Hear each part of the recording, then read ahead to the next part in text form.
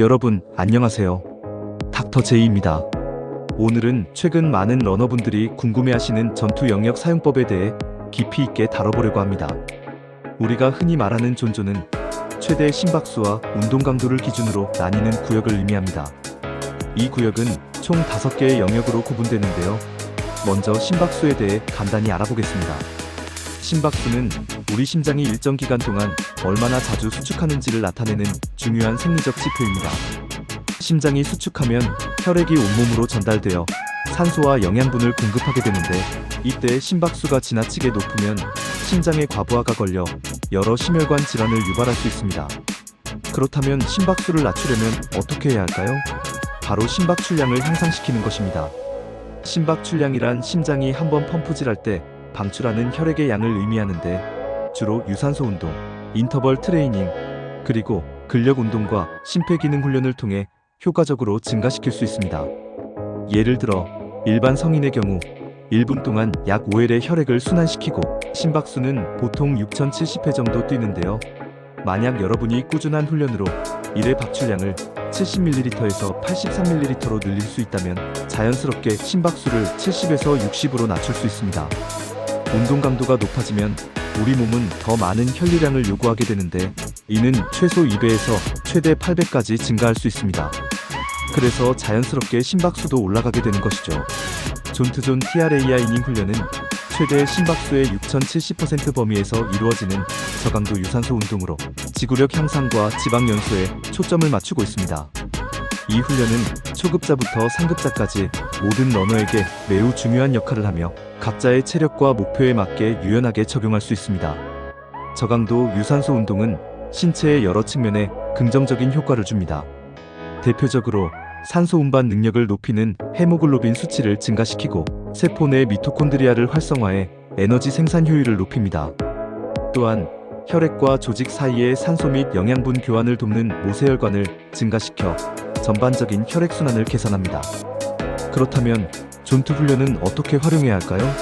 초보 러너의 경우 달리기에 필요한 근력과 세포 기능을 강화하는 것이 주요 목표입니다. 만약 처음 달리기를 시작하신다면 6070% 강도로 3040분 연속 달리기는 다소 힘들 수 있으니 5분 달리기와 5분 걷기를 번갈아 하는 방식으로 시작해보세요. 이렇게 하면 점차 지구력을 키우고 부담 없이 달리기를 즐길 수 있습니다. 지속적인 훈련을 통해 운동 강도에 익숙해지면 매주 훈련 거리와 시간을 약 10%씩 점진적으로 늘려나가는 것이 좋습니다. 우리 신체는 지속적인 자극을 통해 기능이 향상되지만, 동일한 자극이 너무 오래 지속되면 내성이 생겨 효과가 떨어질 수 있습니다. 또한 전주 대비 10% 이상의 훈련량 증가는 부상 위험을 높일 수 있으므로 항상 주의해야 합니다. 중급 러너에게 있어서는 존 이 영역의 훈련이 비교적 저항성 훈련 효과를 볼 수 있습니다. 많은 분들이 매번 빠르게만 달려야 실력이 향상된다고 생각하지만, 사실 저강도 유산소 훈련은 달리기에 필요한 신체적 기초를 구축하는 데 핵심적인 역할을 합니다. 마치 2000cc 엔진을 3000cc로 업그레이드하는 과정과 같은 것이죠. 건강 증진이 목적이라면 주 4회 정도의 훈련을 추천드립니다. 예를 들어 존 2 영역 훈련 2회, 존 3 영역 훈련 1회, 그리고 고강도 포인트 훈련 1회로 구성된 균형 잡힌 계획은 러너의 체력을 향상시키고 부상 없이 더 빠르고 오래 달릴 수 있는 능력을 기르는데 매우 효과적입니다.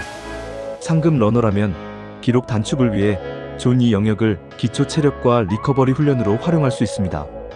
우리 심장과 근육은 일정한 자극이 있어야 기능이 향상되는데, 단지 전투 영역 훈련만으로는 한계가 있습니다. 속도를 높이고 성능을 향상시키기 위해서는 근력 운동, 오르막 훈련, 짧은 인터벌 스피드, 그리고 트랙 훈련 등 다양한 기법을 병행해야 합니다. 결론적으로 모든 러너에게 존 2 영역 훈련은 필수적입니다. 기본적인 지구력을 강화하고 체력 회복을 촉진함으로써 고강도 훈련을 위한 튼튼한 기초를 마련할 수 있기 때문입니다. 또한 최대 심박수를 정확하게 파악하는 것이 중요한데, 일반적으로 쓰이는 220-나이 공식은 개개인에게 적용하기엔 한계가 있습니다. 자신의 최대 심박수는 체력, 성별, 유전 등 여러 요인의 영향을 받으므로 정확한 수치를 알고 싶다면 CPET 검사 등을 통해 확인하는 것이 좋습니다. 저는 여러분이 자신의 몸을 잘 이해하고 섬세하게 컨트롤하며 달리기를 즐겼으면 합니다.